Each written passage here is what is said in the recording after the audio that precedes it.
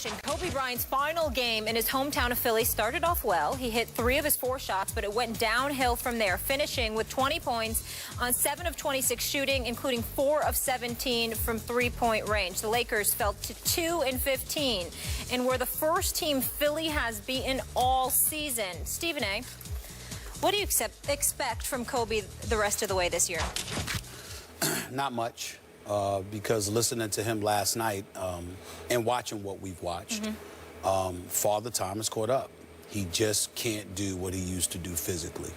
And I respect the fact that he's, very, very honest about it. He ain't hiding anything, and he just sat up there and he was like, look, I wasn't going to lie to you guys. I wasn't going to sit up here in your face telling you I hadn't made up my mind. I asked him last night why did he even come back this season. And he said, because I needed to find out whether or not I had it anymore. He said I had to find out. I didn't want to ask myself that question. Wanted to put myself through it and wanted to see what it reaped. And once it was exposed to me, it was what it was, and I had no choice but to accept it. Talked about speaking to MJ and, asking MJ, when did you know? And, MJ told him. And he knew those were the exact emotions that he felt. Barkley alluded to it the other day when he talked about how he said he knew when he had to pump fake all the time to get shots off and stuff like that. And that's basically what we're talking about here. And so, again, it's hard for me, not just because I love the guy and I appreciate what he's done, because, so many people talk about, your greatness as a performer. To me, the Michael Jordans, the Kobe Bryants, even to a degree LeBron James, even though he doesn't have the titles that they have, what I love about those guys, Skip, is that when you look at them, you see individuals who never cheated the game. What I mean by that is that you're the headliner. Your box office. You're the reason people are walking through the turnstiles to see you play. Skip, people weren't getting into the game last night in Philly until the second quarter because traffic was so backed up. Obviously, some folks can't drive because it was just a little rain out there. I didn't understand why I was taking them so damn long myself. But the point is that you had people, it was congestion, it was a packed house. The 76ers were 0-18. This is Philadelphia. Ain't no way in hell they come into the arena to watch this mess of a team if it were not for Kobe Bryant coming to town.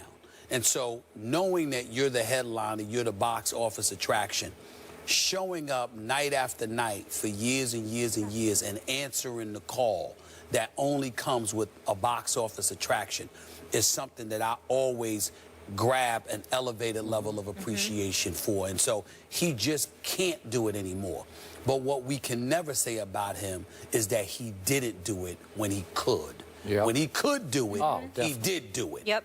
It's just that he can't any longer. And I think we have to respect that because we all get to a point in life where we can't do the things that we used to do.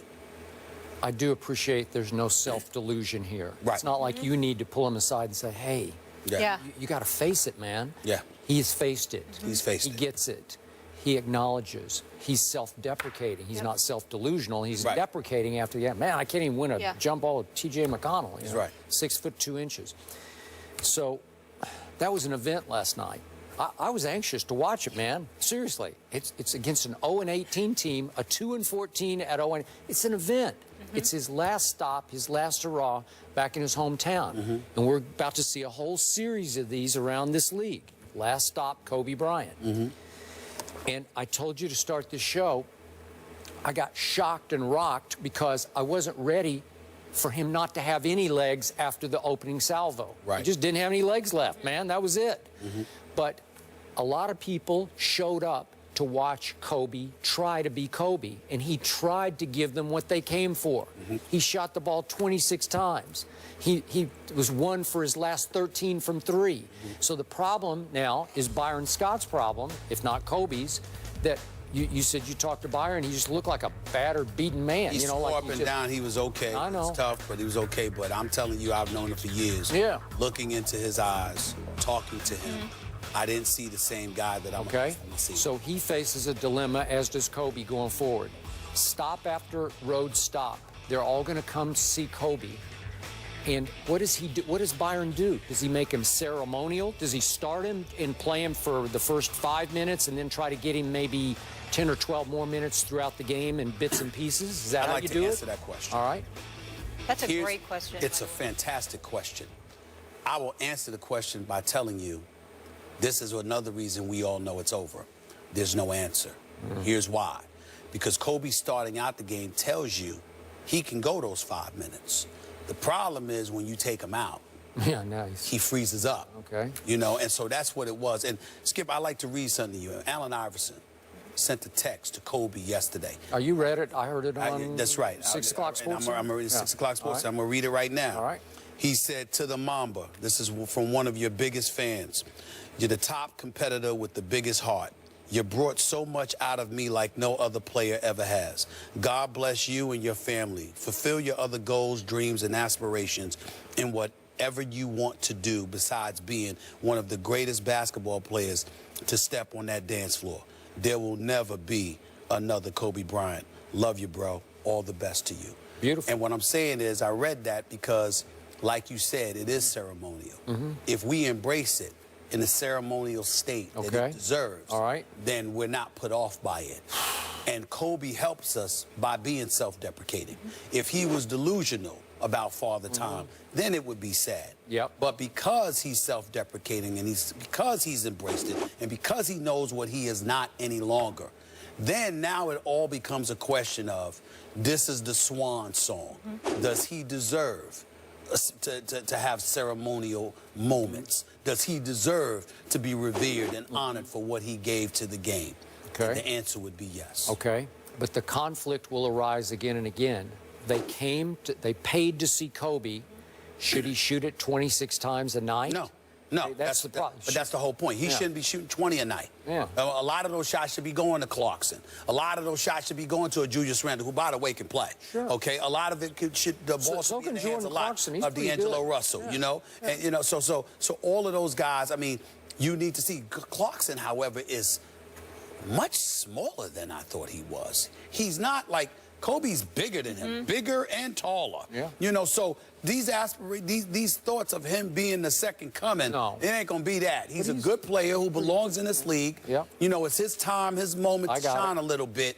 But I'd like to see, you know, Clarkson is not that big two guard.